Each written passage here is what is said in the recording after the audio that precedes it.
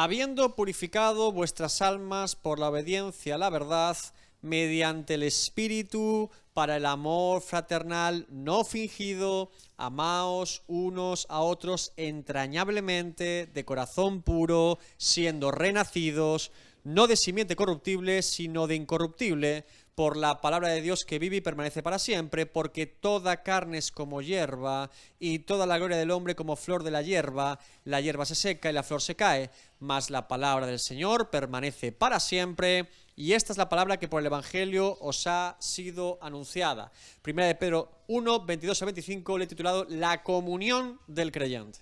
¿Qué implica la comunión del creyente? Bien, hasta este punto del primer capítulo de Primera de Pedro, hemos revisado un montón de doctrinas fundamentales que el apóstol comienza a brindarnos y a recordar a los creyentes. Hemos hablado de la elección, la presciencia y la Trinidad de Dios, de la gracia y salvación en Cristo, de la fe verdadera, la justificación, la adopción, la santificación, la glorificación, el coste del rescate, el pactum salutis, el plan de salvación de Dios, desde antes de la fundación del mundo.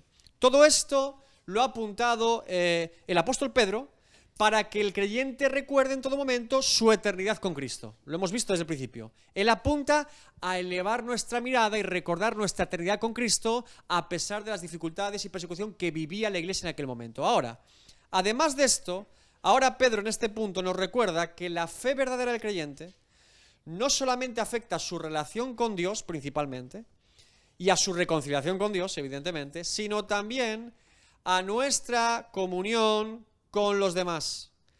Que la fe verdadera del creyente no solamente afecta a nuestra comunión con Dios vertical, sino nuestra comunión con los demás horizontal. Y esto es lo que precisamente presentan estos 4 versículos. Ahora, sabiendo esto, vamos a la primera sección. Habiendo purificado vuestras almas por la obediencia a la verdad mediante el Espíritu. Pregunta: ¿de qué teníamos que purificar nuestras almas? ¿De qué teníamos que purificar nuestras almas? Porque dice, habiendo purificado vuestras almas, ¿de qué? Del pecado, evidentemente del pecado. Lo que produce impureza y deterioro en el ser humano es el pecado. Como un virus que comienza a esparcirse por todo nuestro ser y lo invade por completo. Santiago 4:8 dice, acercaos a Dios y Él se acercará a vosotros, pecadores, limpiad las manos y vosotros, los de doble ánimo, purificad vuestros corazones. ¿Cuál es la manera, según el apóstol Pedro, lo que presenta en este versículo, en la que puedo ser purificado del pecado? Por medio de la obediencia a la verdad. ¿Cuál es la verdad? ¿Quién es la verdad? Juan 17:17. Santifícalos en tu verdad, tu palabra es verdad. Si entendemos que está diciendo logos, evidentemente, y que el verbo era en el principio la palabra de Dios, tenemos la palabra de Dios manifestada de 2 maneras. Escrita, la Biblia, la Escritura, y encarnada, Cristo. Tu palabra es verdad. Toda la palabra de Dios es verdad y solamente la palabra de Dios es verdad, sola Escritura.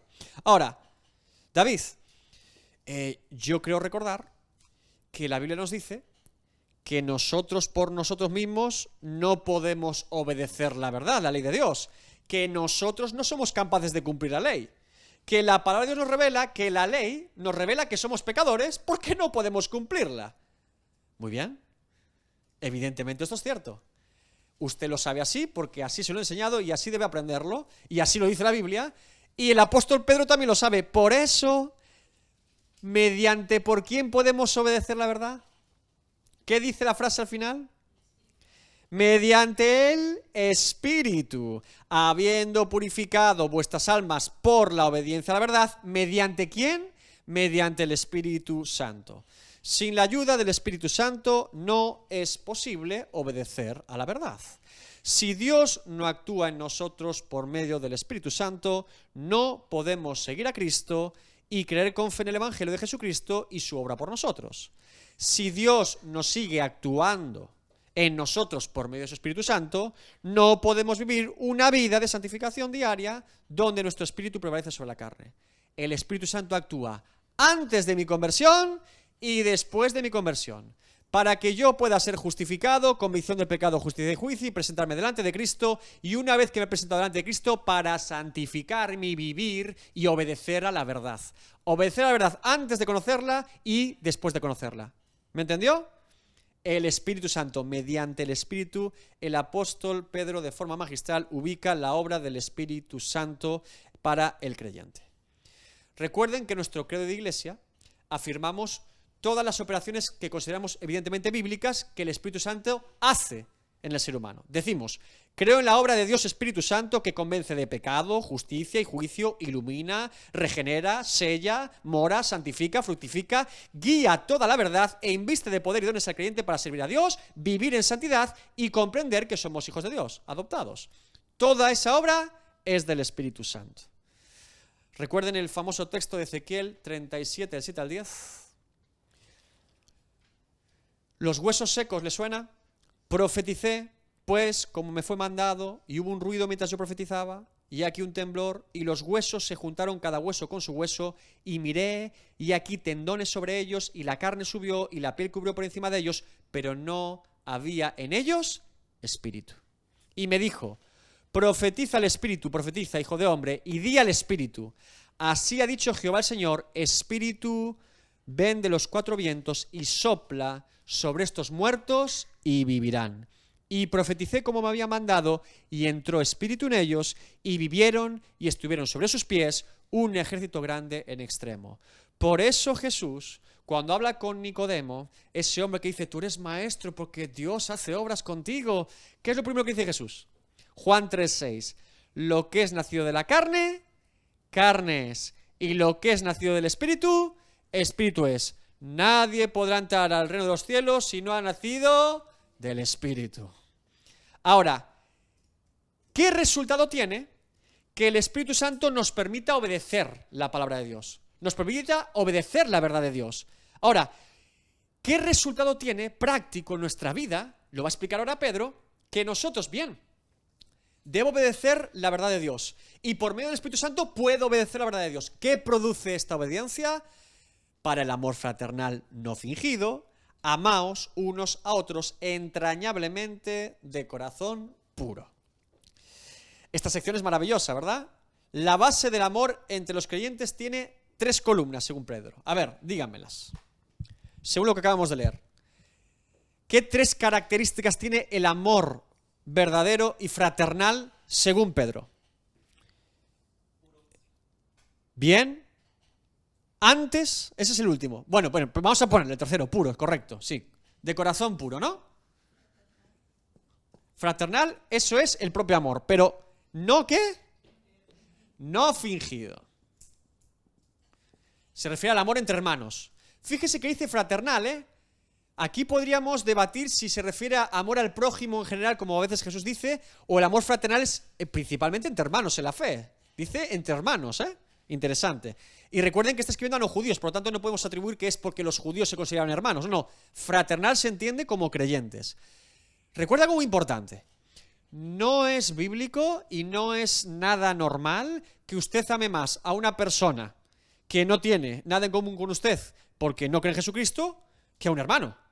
No digo que ame poco al pecador, digo que ame mucho a su hermano. ¿Me entiende? Nos une mucho más un amor fraternal como creyentes que uno no fraternal. Puedo tener amor por mi prójimo porque Dios así me lo pide y debo hacerlo porque sé su situación lejos de Dios. Eso produce en mí un amor hacia la persona. Pero ¿cuánto amor debería tener por una persona que es hijo de Dios como yo, creyente como yo y que estaré por él con la eternidad? También estaremos allí todos juntos, nos veremos allí. Deberíamos tener un amor fraternal como el que describe Pedro. Ahora, no fingido, con corazón puro, ¿y cuál nos falta? Entrañable. Este término es maravilloso, sobre todo viniendo de un escritor judío. Bien, amor no fingido. Si el amor fraternal, el amor entre los creyentes, dice el apóstol Pedro, inspirado por el Espíritu Santo, que no debe ser fingido, quiere decir que es posible fingir el amor entonces, ¿no? Porque si este es no fingido, Yo puedo amar fingidamente. ¿Puedo fingir mi amor por los demás? ¿Tienen alguna duda? Sí, claro que podemos fingir nuestro amor por los demás. Por eso el apóstol describe amor no fingido, porque habitualmente el amor que profesamos hacia otros muchas veces es fingido. ¿Y por qué puede ser fingido el amor? A ver. Sincero, ¿no? O sin sinceridad. ¿Por qué puede ser? ¿Quién podría demostrar un amor pero que no es verdadero? ¿Por qué querríamos hacer esto? A ver. Por interés principalmente, por egoísmo, por sentirnos bien con nosotros mismos, por esperar algo a cambio, por que nos deban una, por un montón de motivos, podemos presentar un amor no sincero o un amor fingido. Principalmente el que finge es porque no lo siente en su corazón. Ahora, por eso, si vamos a la siguiente columna, ¿cómo describe el amor? El amor no fingido es entrañable. ¿Por qué? Porque sale de las entrañas. ¿Qué son las entrañas? Los órganos internos. Para un judío, recuerde que ellos decían de las entrañas, del corazón o del alma, siempre se refiere un judío al ser interior, a lo profundo del ser, a lo más interior y profundo del ser, que nace desde dentro. Nunca le ha ocurrido al pensar acerca de una persona que está viviendo una situación y que usted quiere mucho y que ama sinceramente, nunca le ha producido retortijones en el estómago. Se ha empezado a compungir, se pone, algo brota de su ser como... Eso es amor entrañable. Ponerse en la situación de la persona, vivir por ella casi lo que está viviendo y que produce en nosotros esa contrición real. ¿Nunca le ha producido esto? Eso se llama amor entrañable. Y el amor entrañable no es fingido porque se suele manifestar en privado. Cuando uno se siente así por alguien, no lo suele hacer en público, sino que lo está sintiendo en la soledad, en su interior. Es algo sincero porque sale de lo profundo del ser en la soledad, pensando en la persona. Ni siquiera a lo mejor es capaz de describírselo, decírselo, pero usted siente eso por la persona. A eso se le llama amor entrañable, que sale de lo profundo del ser. Y ese amor entrañable, evidentemente, para que sea un amor entrañable, no es suficiente con que salga de nuestras entrañas. Tiene que revisarse si nace de un corazón puro. Pedro no se conforma a un sentimiento interior profundo por alguien. Pedro no se conforma a que simplemente no sea fingido, sino sincero. Pedro quiere revisar, en último término, después de que digamos, tengo amor entrañable por la persona, no es fingido, mi corazón es puro. ¿Por qué? Jeremías 17:9. Engañoso es el corazón más que todas las cosas y perverso. ¿Quién lo conocerá? El tema es que solamente el amor verdadero hacia los demás, un amor fraternal, no es suficiente con que sea no fingido y entrañable. Tiene que nacer de un corazón puro, limpio, regenerado, de un corazón transformado por Dios. La única manera de garantizarme de que ese amor es verdadero es revisar mi corazón, revisar mis intenciones todo el tiempo. ¿Por qué? Porque yo puedo tener unas entrañas profundas por alguien, pero sigue siendo por mi propio beneficio. Ay, si yo consiguiera esto de ella, si él me diera eso, si me hiciera caso. Puede ser un amor totalmente egoísta y muy entrañable. No es suficiente con cumplir una, hay que cumplir las tres, dice Pedro. No fingido, entrañable y con un corazón puro. Las tres suman, por así decirlo, un verdadero amor fraternal y un amor verdadero entre creyentes. ¿Cómo podemos revisar nuestro corazón y la pureza de nuestros afectos? Le recomiendo la lectura de los afectos religiosos de Jonathan Edwards, muy recomendable si usted quiere ver cómo podemos revisar como creyentes si nuestros afectos realmente nacen del corazón de Dios hacia los demás o nacen de un corazón desviado y para su propio beneficio. Ahora, lo que hace Jonathan Edwards en su obra más principal no es otra cosa que lo que describe Pedro después y él simplemente desarrolla. ¿Y qué dice Pedro después para saber si nuestro corazón es puro, tenemos un amor entrañable y no fingido para con los demás? Siendo que renacidos, nacidos de nuevo, no de simiente corruptible, sino de incorruptible. Para que el Espíritu Santo obre en mi vida y pueda tener ese amor fraternal por los demás como fruto verdadero de mi fe verdadera en Cristo, debo haber sido nacido del Espíritu. El requisito que pone Pedro literalmente es el mismo que Jesús le pone a Nicodemo: ser nacido de nuevo. Es decir, para tener un amor no fingido, entrañable y de corazón puro, ¿qué es lo que hay que hacer según este versículo? Nacer de nuevo. No podemos brindar un amor verdadero a los demás si no hemos experimentado y recibido primero el amor verdadero. ¿Por qué? Porque nosotros los seres humanos no podemos fabricar ese amor. No tenemos la facultad, nosotros seres humanos, caídos lejos de la voluntad de Dios, de inventar o fabricar o provocar o generar en nosotros mismos un amor verdadero semejante al que se está describiendo. Por eso necesariamente, para poder dar ese amor a los demás, primero tengo que haberlo ¿qué? Recibido. Del amor que he recibido de Dios puedo dar. Pero si yo no he recibido ese amor, ¿qué amor voy a dar verdadero? Seguiré siendo un amor egoísta, egocéntrico, vanidoso, si no hay un nuevo nacimiento, si nace del Espíritu es si nace de la carne, carne es. El apóstol Pedro de forma magistral nos garantiza que la única manera de ese amor verdadero, ágape de Dios, hacia los demás que pueda brindar un creyente, tiene que ser por un creyente. Si no es una persona nacida de nuevo, jamás va a poder fabricar semejante amor. Como les digo, al final siempre se trata de la obra de Dios en nosotros. Siempre la gloria es para Dios. Porque ni siquiera el amor que pretendemos a los demás es nuestro. Y no lo podemos hacer nosotros. Tiene que ser la obra de Dios en nosotros. Es el amor de Dios hacia los demás. El que Dios nos ha brindado, nosotros lo damos. No es nuestro, no lo fabricamos. Dios lo ha puesto en nosotros cuando hemos nacido de nuevo y hemos recibido ese amor. Por eso el amor verdadero no es posesivo, ni obsesivo, ni manipulador, ni apunta en una lista cuánto ama y cuánto se le debe, ni hace las cosas para recibir algo a cambio, sino que es un amor verdadero. Ahora, si el amor de Dios es un amor verdadero, sin esperar nada a cambio, así es como se define el amor de Dios, el amor ágape, ahora entramos en un punto, me muevo un poco del versículo, pero quiero tratar un punto doctrinal para repasar con ustedes algunas cosas. Por eso cuando hablamos del amor verdadero de Dios y después decimos que la expiación de Cristo es limitada, se me vienen los problemas. Pregunta: ¿saben qué significa decir que la expiación de Cristo es limitada o ilimitada? ¿Saben esta discusión teológica? Expiación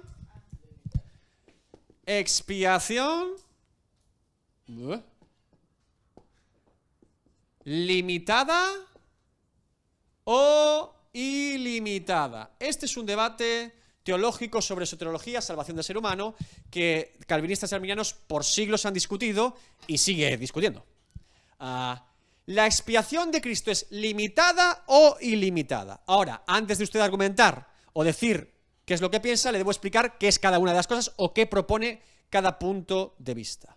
Como le digo, es un debate sobre la salvación del ser humano, sobre soteriología. Ahora, la teología reformada o calvinista defiende que la expiación de Cristo es limitada y que Jesús murió en la cruz solamente por los pecados de aquellos a los cuales Dios conoció, predestinó, llamó y justificó. Que Jesús en la cruz solamente murió por los pecados de su pueblo, por sus ovejas, por los redimidos. ¿Sí? Expiación limitada. A eso se refiere la doctrina reformada. La teología arminiana, uno de los 5 puntos remonstrantes, dice o defiende que la expiación es ilimitada, para que potencialmente todas las personas puedan ser salvas, pero no todas lo serán, sino aquellas que se arrepientan y confiesen a Jesucristo como su Señor y Salvador. Que la expiación es para que potencialmente todo ser humano pueda ser salvo, aunque no todo será salvo, evidentemente. ¿Sí? ¿Se entiende la diferencia? Limitada para el pueblo de Dios, solo para los escogidos, solo por los pecados de los escogidos, por todos los pecados de toda la humanidad, para que potencialmente todo aquel que se arrepiente y confiesa a Jesucristo como Señor y Salvador sea salvo. ¿Sí? Evidentemente, ambas tienen base bíblica y aquí se plantean muchos debates. Por ejemplo, Si negamos la doctrina o la premisa reformada de que la expiación es limitada, podríamos incurrir en la ineficacia de Cristo en la cruz. Cristo murió por más de los que iba a salvar. Derramó más sangre de la necesaria, perdonó pecados pero no los perdonó. Se generan ciertas dudas en si Cristo murió por todos, porque su obra no es para todos. Dios hace las cosas a medias. Estas suelen ser las preguntas que los calvinistas suelen plantear como defensa a su doctrina. Es decir, cargó un pecado para no salvar a la persona con la que cargó el pecado, se equivocó de las personas que cargó el pecado, no sabía por quién moría. Si Dios hace algo, lo hace completo y perfecto. Tiene que ser para su pueblo. Ese es el planteamiento de defensa de la teología reformada. Desde el punto de vista arminiano, si negamos la premisa arminiana, estamos diciendo que en último término la obra de Cristo no es universal y total, sino limitada y parcial. Y eso también atenta contra la soberanía de Dios. Porque yo no puedo decir en qué magnitud o tamaño o eficiencia Jesús obró en la cruz. Cuando el apóstol del amor, Juan, habla de la obra de Cristo, no se centra en su eficacia, o si es un pueblo, sino más bien en el amor por todo el mundo. En que el amor que no espera nada a cambio, se brindó. Por eso, 1 Juan 2:2 dice, y Él es, Jesucristo, la propiciación por nuestros pecados. Nuestros, se entiende que son los creyentes. Y no solamente por los nuestros, sino también por los de todo el mundo. Ahora, yo he visto a buenos teólogos defender esto y decir, no, los de todo el mundo se refiere a los creyentes en todo el mundo. Sigue siendo su pueblo. Vale, si esto fuese así, la palabra cosmos no sería la ideal en griego, pero con todo, ¿cómo puede seguir el apóstol en 1 Juan 3:1 diciendo, mirad cuál amor nos ha dado el Padre para que seamos llamados hijos de Dios? Por esto el mundo, la misma palabra, no nos conoce porque no le conoció a Él. Ahora el mundo sí son los no creyentes, porque evidentemente si no lo conocieron a Dios es que son no creyentes. En 2 capítulos consecutivos, hablando del amor de Dios y de la obra de Cristo, se traza mundo para creyentes y mundo para no creyentes. Parece que se está refiriendo siempre a lo mismo el apóstol. Y parece que, en último término, es difícil medir el alcance de la gracia y la misericordia de Dios. No se puede medir. Por eso poner el término, quizá el término, limitada, es lo que no me gusta. Entiendo lo que se quiere expresar, pero la palabra se me retuerce en el corazón, desde mi punto de vista. Ahora, el apóstol Pablo, fíjense cómo traza la misericordia de Dios, el amor de Dios. Romanos 11:36. Pues como vosotros también en otros tiempos eréis desobedientes a Dios, pero ahora habéis alcanzado misericordia por la desobediencia de ellos, así también estos ahora han sido desobedientes, para que por la misericordia concedida a vosotros, ellos también alcancen misericordia. Habla de los judíos y de los gentiles. Porque Dios sujetó a todos en desobediencia para tener misericordia de todos. Y ahora el apóstol, como no puede medir la misericordia de Dios, termina diciendo, oh profundidad de las riquezas, de la sabiduría y de la ciencia de Dios. Cuán insondables son sus juicios e inescrutables sus caminos.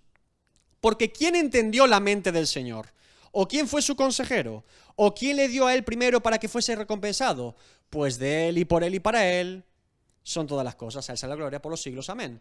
El apóstol dice, entramos en terreno indefinible para el hombre. ¿Se dan cuenta? Que muchas veces queremos definir más con las doctrinas de lo que la propia Biblia nos puede decir. Que sigue siendo un misterio. Ahora, en último término, lo que debemos entender del amor de Dios, que es tan grande en misericordia, y es un amor verdadero sin esperar nada a cambio, es que nosotros tenemos que predicar el Evangelio y que Dios haga la obra.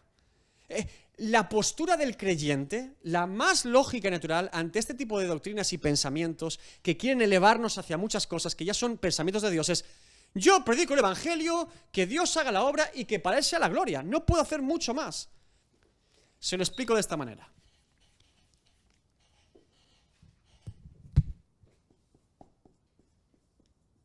Algunos,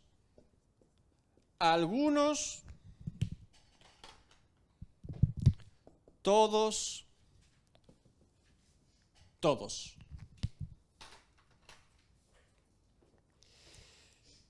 La teología reformada y calvinista dice, la obra de Jesucristo es, por algunos, por eso es eficaz para todos ellos. ¿Se entiende?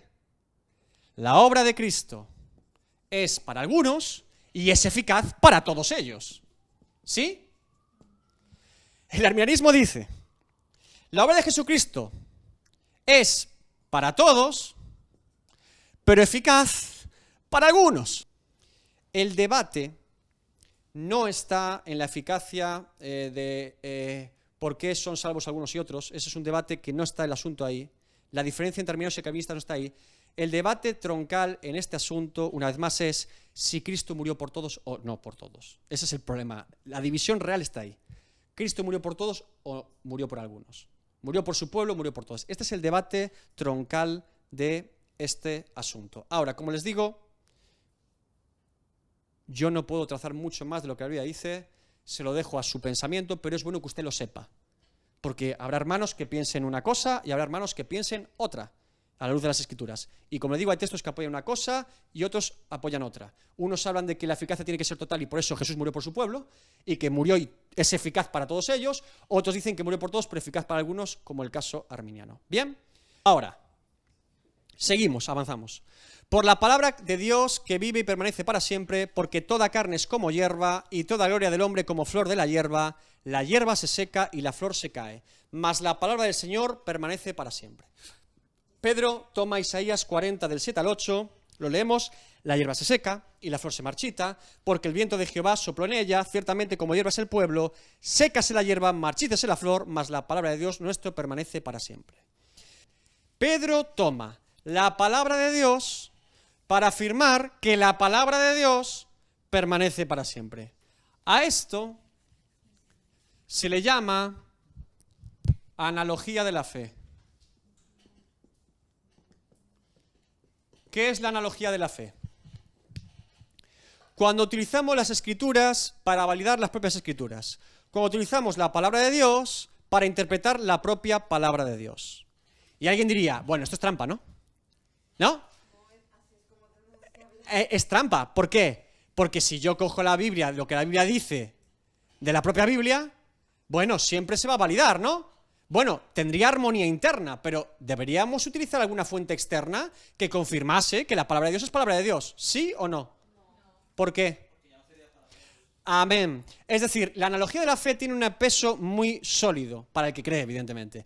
Si yo cojo una fuente externa para validar la palabra de Dios, estaría diciendo que la fuente externa también es palabra de Dios y que está al mismo rango superior de autoridad que la propia palabra de Dios. Debería incluir eso que no es palabra de Dios en la palabra de Dios para que fuese palabra de Dios y así volvería una analogía de la fe. Porque en último término, solamente la verdad puede ratificar la verdad. Por lo tanto, tengo que ir a la propia palabra de Dios para que me hable de la palabra de Dios. Y la palabra de Dios es verdad. Entonces, debe ser así, porque solo una persona que no conoce a Dios podría llegar al pensamiento de tengo que tener evidencias externas. No puede ser, si es la única verdad, ¿cómo vas a tener evidencias externas de lo que no es verdad de la verdad? ¿Me está entendiendo? Bien, eso se llama analogía de la fe. Nosotros necesariamente solamente podemos ceñirnos a la palabra de Dios para interpretar y validar la palabra de Dios. Y esto, que se llama analogía de la fe, lo practicaron los propios apóstoles cuando, por ejemplo, Pedro cita las Escrituras para hablar de las Escrituras. Porque lo que está diciendo él es que la palabra de Dios permanece para siempre. Y que la palabra de Dios dice que la palabra de Dios permanece para siempre en Isaías 40. Ahora, si solamente la palabra de Dios permanece para siempre, por eso solamente puedo ir a la palabra de Dios para ver lo que dice de la palabra de Dios. Adelante, Joana.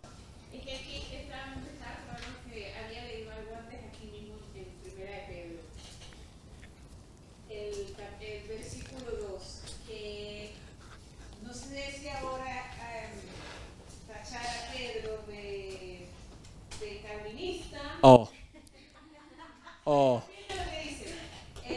Voy a leer el primer versículo. Pedro, apóstol de Jesucristo, a los expatriados de la dispersión en el Ponto, Galacia, Capadocia, Asia y Bitinia, elegidos según la presencia y la presencia de Dios Padre en santificación del Espíritu. Amén. Ahí me está hablando de una elección ya. Importante. ni los calvinistas ni los arminianos niegan la elección de Dios. Ahora, ahí, en la elección, no en la expiación, hablan de condiciones. La elección condicional y la elección incondicional. Esto lo explicamos ya. El calvinista dice, la elección es incondicional porque no hay ninguna virtud que distinga a uno. Cuando dice, a Jacob amó y a Esaú aborreció, en Romanos, está diciendo el apóstol Pablo que no fuera por ninguna virtud porque no habían nacido, dice literalmente. Ahora, el arminiano te dirá, no, es condicional porque Dios en su presciencia, sabiendo lo que íbamos a hacer y decidir y vivir, ya nos escogió. Nadie niega, bíblicamente es imposible negar que somos escogidos. Ahora, ¿en qué condiciones o falta de ellas? Es el debate otra vez.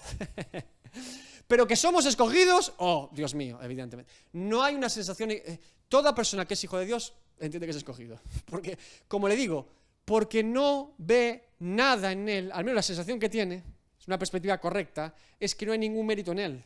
Que no fue por ninguna virtud propia, sino por la gracia de Dios. Y si es por la gracia no tiene condiciones porque es gracia, se supone.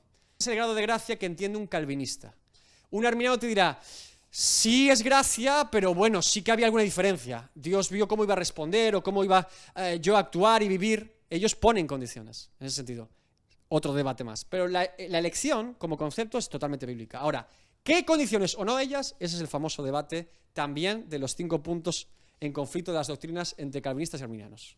Que, como digo, no vamos a resolver, pero vamos a hablarlas porque es bueno que ustedes las conozcan. Entonces ahí volvemos al tema de lo limitado. Entonces, si ya fuimos escogidos, es porque... Si tú eres escogido... Claro. Hoy va a ser maravilloso, pero es necesario. Es necesario. Escogidos para obedecer. O sea, todavía no ha llegado la actuar del Espíritu Santo en el sentido de que para obedecer, no todos van a obedecer. Están siendo escogidos. O sea, como quien dice, llamados. Vale, vamos al lío. Le voy a hablar de las 5 doctrinas arminianas, las 5 doctrinas reformadas. Negar alguna de ellas sería negarlas todas. Por eso cuando dicen, yo soy un calviniano, no es posible. Por eso yo no me postulo ni como calvinista ni como arminiano. Yo hablo de un justo medio, que es otro tema. Ahora, las 5 doctrinas de la gracia y las 5 doctrinas remonstrantes. Recuerden que Arminio, pues esto es historia de la Iglesia, Arminio fue discípulo de uno de los discípulos de Calvino.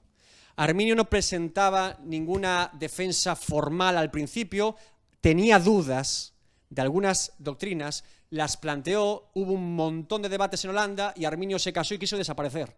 Y a veces lo llamaban a algún debate y dice, yo no quiero saber nada, no sé qué he liado, déjame en paz. Fueron los discípulos de Arminio en Holanda que presentaron formalmente esas 5 doctrinas, los remonstrantes, los protestantes de los protestantes, y lo que hizo el calvinismo en aquel momento con el sínodo de Dort es expulsarlos de Holanda, algunos matarlos como herejes y todo lo que pasa, porque muchas veces la historia hay que contarla. Ahora,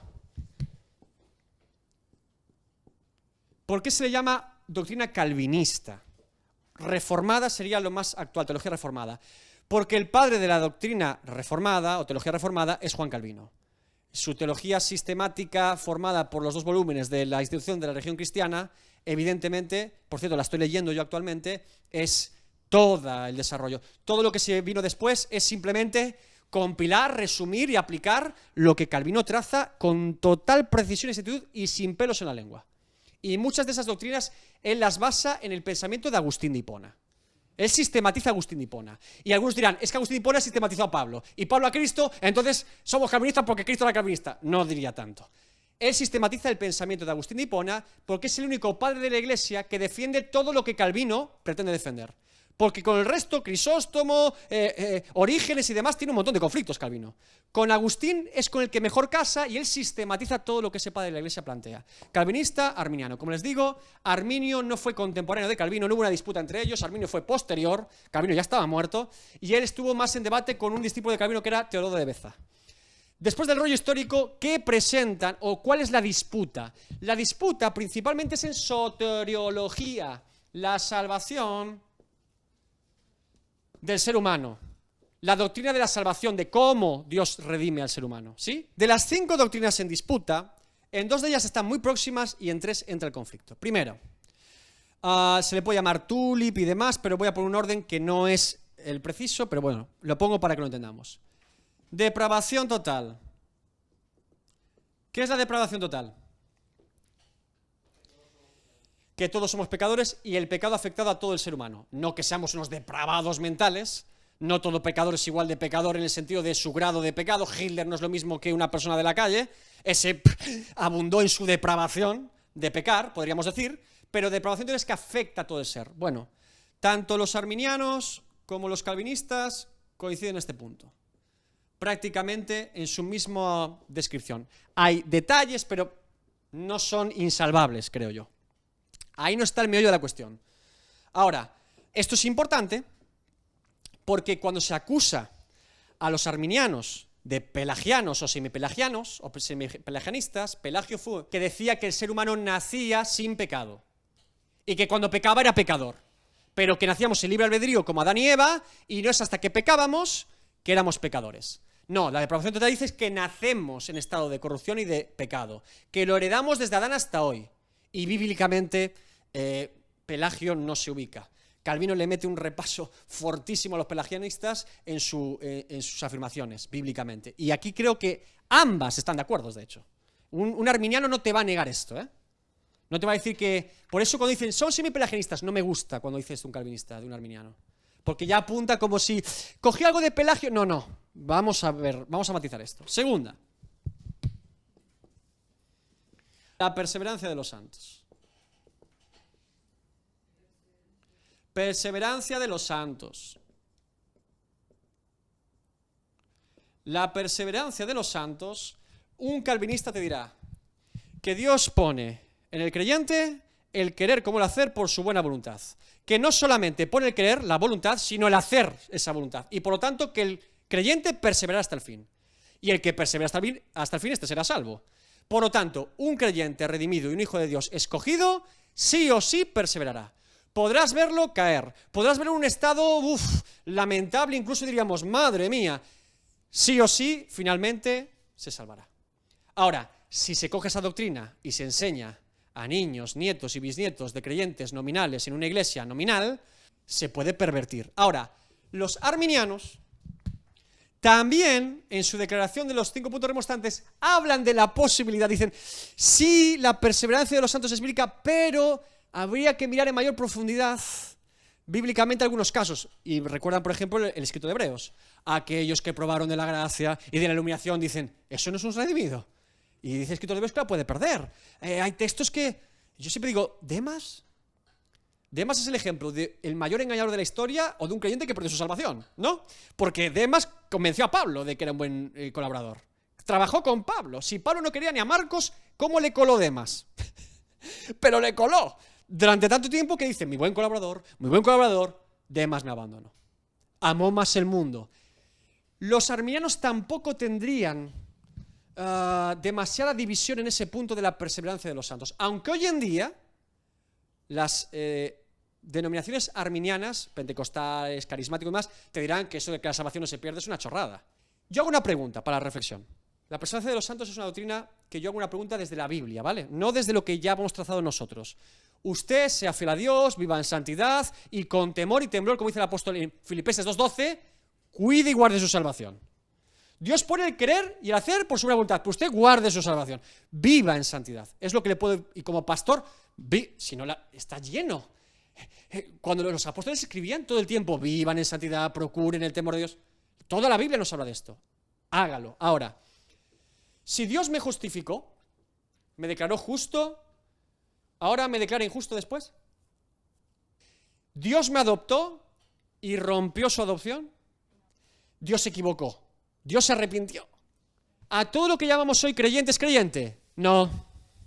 ¿Todo lo que creo que es salvo es salvo? No. ¿Creo que un hijo de Dios nunca se querría apartar del brazo de su padre? Sí. ¿Qué hijo de Dios querría alejarse de Dios? Mi pregunta es, ¿quién querría hacer eso? ¿Por qué querría hacerlo si es hijo de Dios? No es un punto tampoco que no se pueda reconciliar. Ahora, siguiente punto.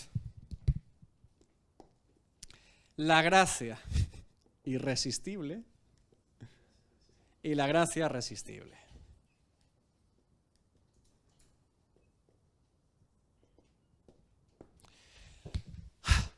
¿Qué significa?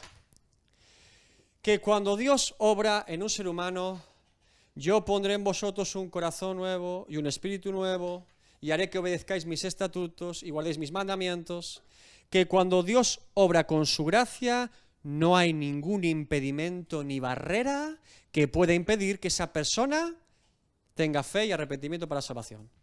La regenera, le pone la fe, le pone el arrepentimiento y se salva. Que la gracia es irresistible, que no hay barrera posible, humana, ni pecado, ni nada que yo pueda evitar o que pueda impedir que Dios obre para salvación. ¿Qué dice un arminiano?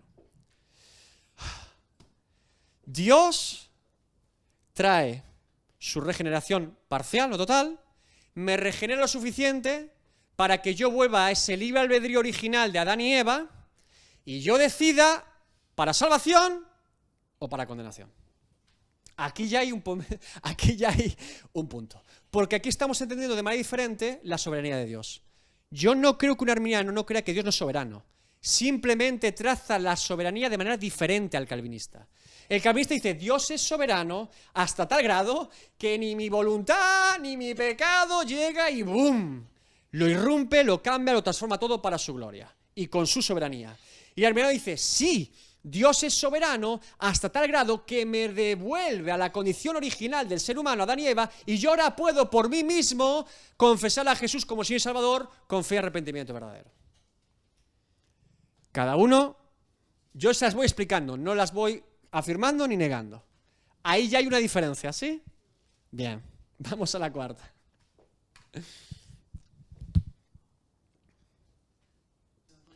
Elección incondicional. Elección. Es que el orden en inglés es más fácil. Condicional. Como les dije antes, Dios no ve ninguna virtud en nosotros para escogernos para salvación, puesto que todos somos pecadores, estamos en depravación total y no hay ningún mérito en nosotros, ni siquiera nuestra respuesta, porque en último término nuestra respuesta es por la gracia de Dios.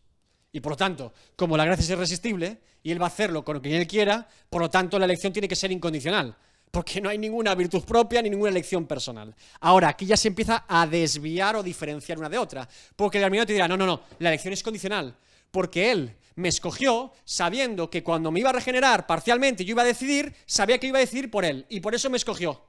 ¿Se entiende? Y por eso es condicional, sabiendo que yo iba a aceptarlo, sabiendo que yo iba a reconocerlo como Señor y Salvador. Hay textos para ambos lados. Y por último, el epicentro de mi debate personal, la expiación limitada y la expiación ilimitada. Ese es mi desafío. Me matarán por ello, pero bueno. Habrá que intentarlo, porque creo que creyentes divididos, creyentes hijos de Dios, redimidos por la sangre de Cristo, divididos por estos asuntos, es un error. Desde mi punto de vista, siempre lo ha sido y siempre lo será. Si Cristo es la cabeza, podemos ser iglesia. Y creo que ambos, ciñéndose a la doctrina histórica, que ahora hay muchas corrientes, te puedo hablar de un hipercalvinista y un hiperarminiano y te asustas, porque han cogido trazas que nada tienen que ver, pero yo estoy hablando de la doctrina original, de lo que se planteó históricamente, el debate original. Expiación limitada, como les dice, evidentemente, si la gracia es irresistible, la elección es incondicional, Dios escoge a su pueblo y lo redime. Y Jesús murió por su pueblo. No, como Dios sabe la elección, sí o sí, potencialmente es para todos y por lo tanto todos potencialmente pueden ser salvos, pero solo aquellos que aceptemos seremos salvos. Uno, desde el punto de vista calvinista, otorga demasiada autonomía y decisión al hombre. Otro, desde el punto de vista arminiano, da demasiado robotizado al hombre, que parece que es un ser que simplemente recibe cosas, pero no tiene ningún tipo de poder de decisión propia. Uno cree que atenta contra la soberanía de Dios y otro cree que atenta contra la voluntad humana, por así decirlo. Ese es el famoso debate. Bíblicamente le puedo decir que hay textos de ambos sentidos que se han enfrentado la Biblia como si fuera una escopeta. Interpretaciones, debates, concilios, de todo tipo. Y no creo que vayamos a resolver el debate. Si nos ceñimos un poco más a la Biblia y al corazón de Dios en su palabra, creo que hay puntos de encuentro. En las dos primeras es evidente y en estas tres es más complicado. Pero ya saben el famoso debate. ¿Lo tienen claro? ¿Interesante?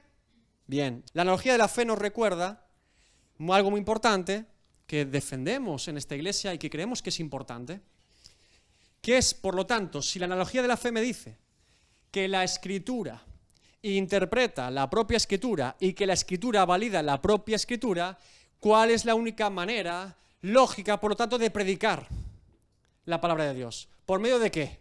De la propia palabra de Dios. Por eso la predicación expositiva no es otra cosa que proclamar la palabra de Dios con la palabra de Dios. Explicamos versículo a versículo, vamos detalle por detalle y vemos con otros versículos lo que otros versículos dicen de lo que está diciendo el propio versículo. Eso se llama predicación expositiva.